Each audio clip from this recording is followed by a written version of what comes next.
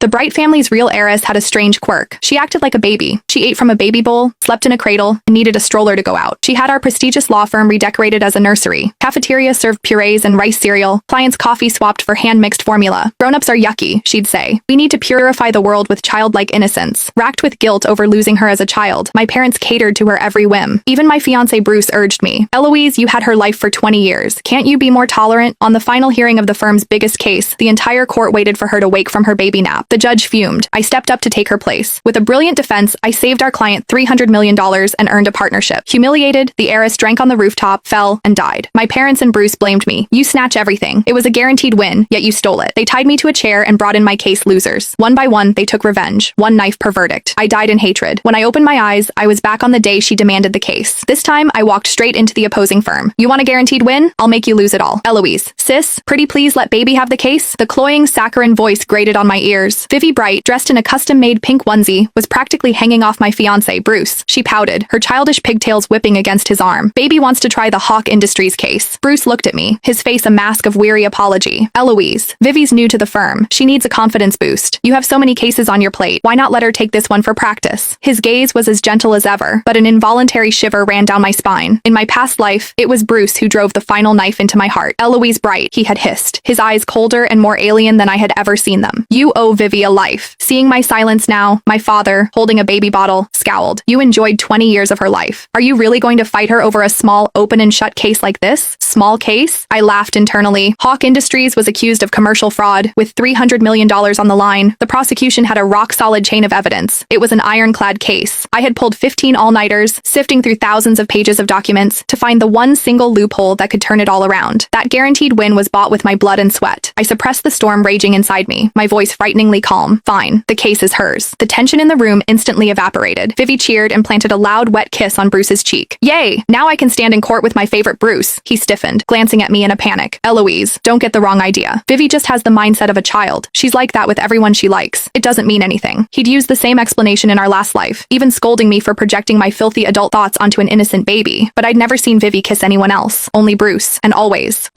when I was there to see it. I curved my lips into a faint smile. "I understand. Since Vivi is taking the case, I'll step down. I'll get all the relevant materials organized for her." "Wait," my father called out from behind me. "You've been on this case for a long time, and you have the courtroom experience. You'll be Vivi's assistant on this one. It will be a glorious moment for the Bright family when you two sisters win this together." He left the other half of his sentence unsaid. "And if you lose, you'll be the sacrifice we offer to Gideon Hawk to appease his anger." Seeing me lower my head in silent agreement, his expression softened. He walked over and patted my shoulder. "Don't worry, Eloise. We'll be fair to both of you. We won't play favorites." In my past life, that empty promise had moved me to tears. I had been so desperate for their approval, even knowing they only adopted me because my eyes held a faint resemblance to their lost daughter. The moment Vivi returned, they looked at me with nothing but disgust and contempt, as if I were a cheap counterfeit. Vivi's sticky voice broke through my reverie. "Bruce, which lawyer's robe should baby wear? The pink one with the little lambs, or the blue one with the little stars?" Bruce stroked her head dotingly. "No matter what you wear, our Vivi will be the most dazzling star in the room." He used to say that to me. After a victory, he would ruffle my hair and whisper, "My Eloise, always so dazzling." Now that word, along with the people I once considered my family and my love, all belonged to Vivi. I waited downstairs at the firm for a long time before Bruce and Vivi finally appeared. Her outfit today was even more absurd. A dinosaur onesie. She bounced and bobbed her head all the way to the car and expertly climbed into the passenger seat. That's when I noticed it. Bruce's Mercedes now had a pink child safety seat installed in the front. The clicks of the 5-point harness echoed as he buckled her in. He was practiced, clearly not his first time. He caught my gaze and explained, looking uncomfortable. "Vivi says she gets scared in the car. A safety seat offers better protection." Vivi waved her fists in protest. "Baby's not scared. Baby just values her life." I turned to look out the window, completely indifferent. Mr. Hawk was already waiting for us in the conference room. His eyes, deep as pools of ink, swept past Bruce and me, finally landing on Vivi. His brow twitched almost imperceptibly. Bruce bowed slightly. "Mr. Hawk, this is the lead counsel our firm has assigned to your case, Ms. Vivi Bright." Hawk's expression remained unchanged. He extended a hand. Vivi leaped backward. "Strangers are icky. Baby is clean. Baby doesn't touch strangers." The air froze. The secretary at the door looked like she had swallowed a fly. Bruce's face went white. He scrambled to smooth things over. "Mr. Hawk, I apologize. Vivi is very pure-hearted. She likes to joke around." Hawk slowly retracted his hand. His face betrayed no emotion, but the atmospheric pressure in the room dropped several degrees. I stood silently to the side, watching. Gideon Hawk. His ruthless reputation was legendary. Rumor had it he'd spent his early years in gray areas, with a past he didn't talk about. He was not the kind of man who would play house with a baby. Feeling Hawk's hostile gaze, Bruce pressed on. "Vivi is the sole daughter of the Bright family. She may be eccentric, but she's a legal prodigy. She scored first in the state on the bar exam. Vivi propped her chin on her hands, blinking exaggerately. Uncle Gideon, Baby looked at your case. It's super easy. The other side is a bunch of big meanies. Baby will definitely win and make them cry. Hawk's brow furrowed. He turned to me. Eloise Bright, you were handling my case before. His voice was dark, laced with suppressed fury. Are you certain this woman is competent? My expression was calm. After a moment of silence, I turned to Vivi and spoke with grave formality. Vivi, the Hawk case involves a $300 million